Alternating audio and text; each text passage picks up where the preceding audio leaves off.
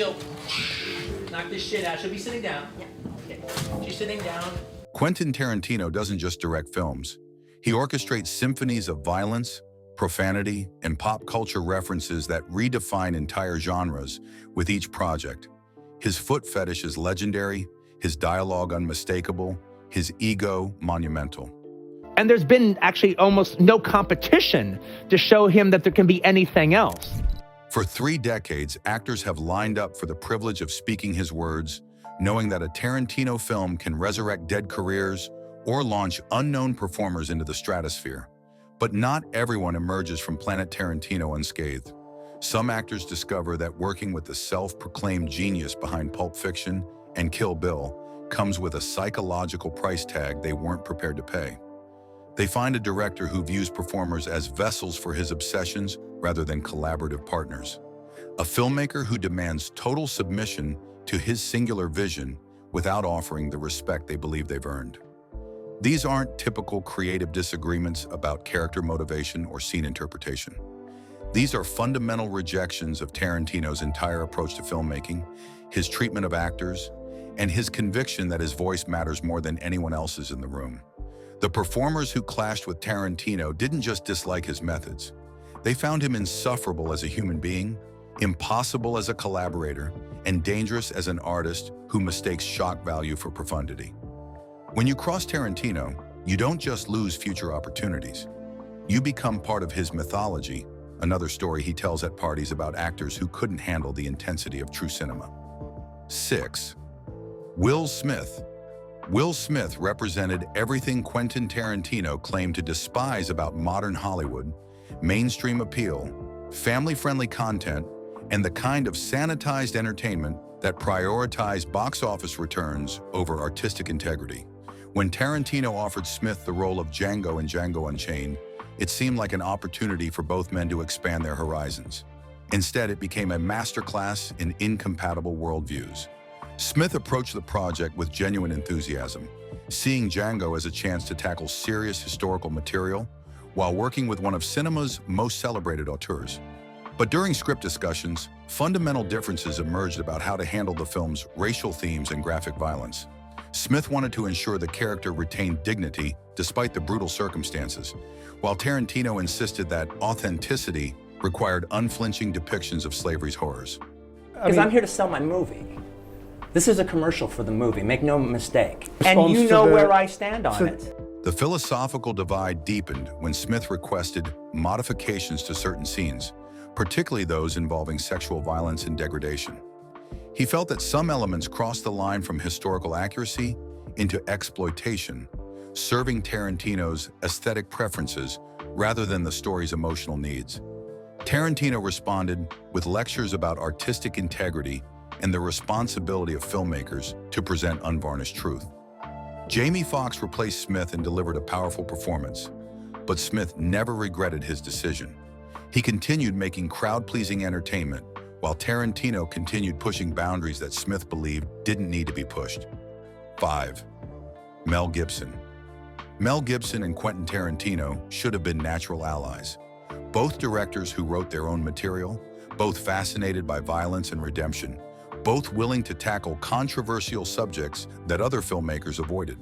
But when their paths crossed in the early 2000s, personal and professional animosity erupted with nuclear intensity. The conflict began when Tarantino made public comments about Gibson's directorial work. I'm gonna tell you why I'm so sure. Do not ask me a question like that. I'm not biting. I refuse your question. Specifically criticizing The Passion of the Christ as torture porn disguised as religious devotion. Tarantino suggested that Gibson had used spiritual themes to justify his own sadistic impulses, essentially accusing him of exploiting faith to indulge violent fantasies. Gibson's response was swift and brutal. He attacked Tarantino's entire filmography as morally bankrupt entertainment that celebrated violence without consequences, and argued that Tarantino's films corrupted audiences by making brutality seem cool and consequence-free. Gibson positioned himself as a filmmaker who explored violence to illuminate spiritual truth, while dismissing Tarantino as a man who simply enjoyed depicting suffering. The personal attacks escalated when Gibson questioned Tarantino's right to lecture anyone about morality, given his public statements about various social issues. Gibson suggested that Tarantino was a hypocrite who profited from exploitation while claiming artistic high ground, someone who used intellectual pretensions to mask essentially adolescent impulses. Their mutual hatred became an open secret in Hollywood, with both men actively avoiding projects that might require interaction. Neither ever worked with the other, and both continued making films that reflected their fundamentally incompatible approaches to violence, morality, and the responsibility of entertainment. 4. Spike Lee. Spike Lee and Quentin Tarantino waged the most public intellectual war in modern cinema history, a decade-long battle over race, representation, and the right of white filmmakers to use certain language in their work. What began as philosophical disagreement evolved into personal animosity that revealed fundamental incompatibilities between two of America's most provocative directors. The conflict erupted when Lee criticized Tarantino's liberal use of racial slurs in Jackie Brown, arguing that white filmmakers had no business incorporating such language into their work, regardless of historical context or artistic justification. Lee suggested that Tarantino was exploiting black culture for entertainment value while hiding behind claims of authenticity and artistic freedom. Tarantino's response was characteristically defiant. Spike Lee said something when he did She's Gotta Have It. He said that black audiences were getting sort of overwhelmed.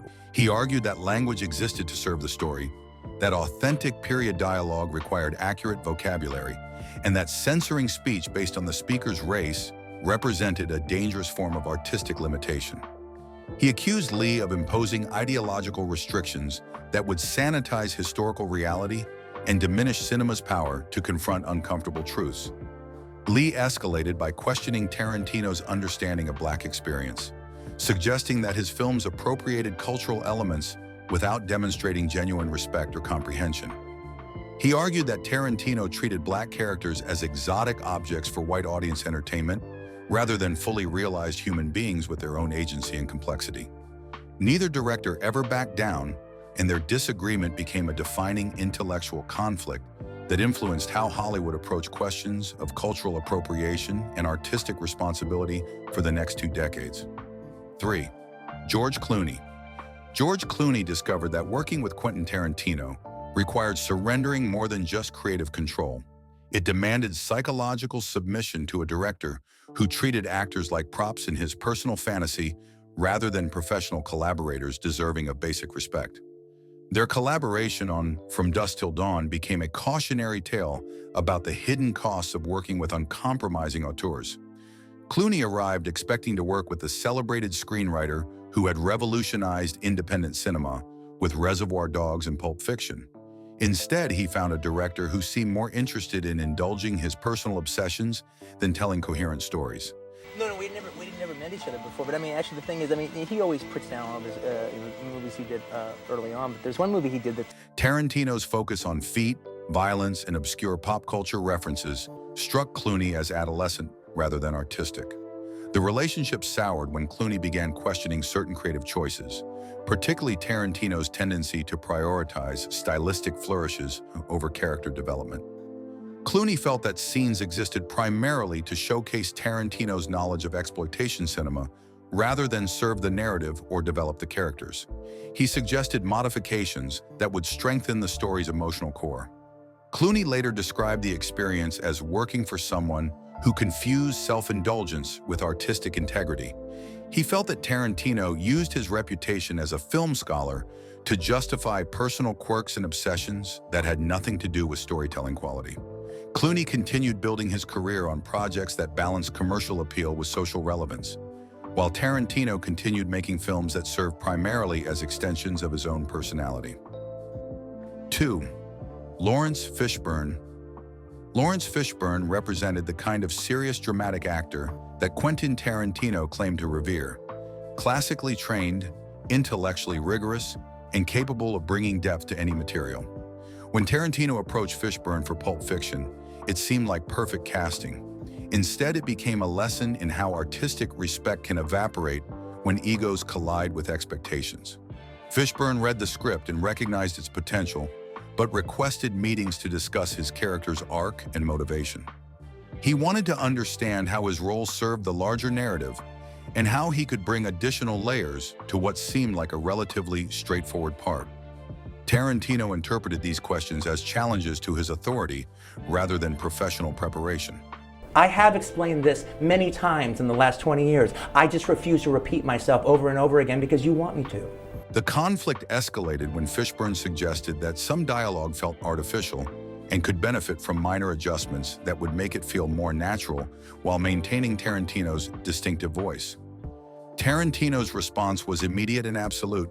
His words were sacrosanct, and actors who couldn't appreciate their brilliance weren't worthy of speaking them. Fishburne found Tarantino's attitude insufferably arrogant, describing him as someone who treated scripts like religious texts that couldn't be questioned or improved. He felt that Tarantino's inflexibility revealed insecurity rather than artistic confidence, suggesting that truly great directors were secure enough to incorporate input from talented collaborators. The role ultimately went to Samuel L. Jackson, who understood that working with Tarantino required complete submission to his vision, without expecting creative collaboration in return. Fishburne continued building his career with directors who valued his input, while Tarantino found actors who were content to serve as instruments for his compositions rather than partners in creating them. 1. Bruce Willis.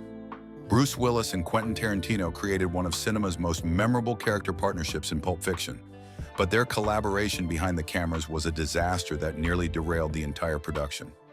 Willis discovered that Tarantino's genius came packaged with personality traits that made him almost impossible to work with, professionally or tolerate personally. The problems began immediately when Willis arrived on set, expecting to work with a director who would guide his performance and collaborate on character development. Instead, he found someone who treated him like a delivery system for predetermined dialogue rather than a creative partner with decades of experience. Tarantino showed no interest in Willis's input about his character's psychology or motivation. We weren't going out to Bruce Willis. I mean, that just seemed, he was one of the top 5, if not even 3. Willis grew increasingly frustrated with Tarantino's micromanagement style, which extended to dictating every gesture, pause, and inflection without explaining the reasoning behind these choices. When Willis requested clarification about character intentions or scene objectives, Tarantino would respond with film history lectures rather than practical direction. The relationship deteriorated further when Willis witnessed Tarantino's treatment of other cast members, particularly his tendency to humiliate actors who didn't immediately grasp his vision.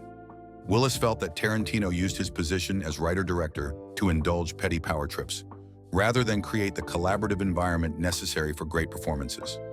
Despite creating an iconic performance, Willis never worked with Tarantino again and actively discouraged other actors from pursuing roles in his films, describing the experience as psychologically exhausting and creatively unfulfilling.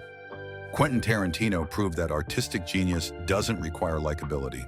He built cinematic legends while burning professional bridges, creating unforgettable films with actors who couldn't wait to forget him. Sometimes brilliance comes with unbearable personality costs,